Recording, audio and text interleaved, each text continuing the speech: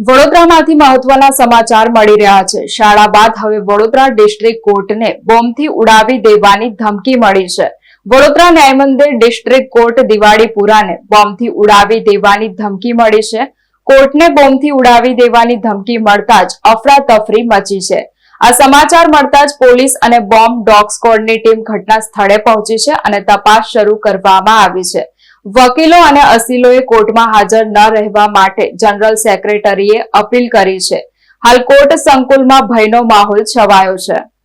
દિવાળીપુરા ન્યાયમંદિર કોર્ટને બોમ્બથી ઉડાવી દેવાની ધમકી મળી છે। સતત બીજા દિવસે પણ અજાણ્યા વ્યક્તિઓ દ્વારા મેલ દ્વારા ધમકી આપવાનો સિલસિલો યથાવત છે। કોર્ટને બોમ્બથી ઉડાવી દેવાની ધમકી મળતા જ પોલીસ કાફલો ઘટના સ્થળે પહોંચ્યો છે, જ્યાં બોમ્બ સ્ક્વોડ અને ડોગ સ્ક્વોડ દ્વારા તપાસ કરવામાં આવી રહી છે। વકીલો અને અસીલોએ કોર્ટમાં હાજર ન રહેવા જનરલ સેક્રેટરી અને વકીલ રિતેશ ઠક્કરે અપીલ કરી છે। કોર્ટ સંકુલમાં હાલ ભયનો માહોલ છવાયો છે।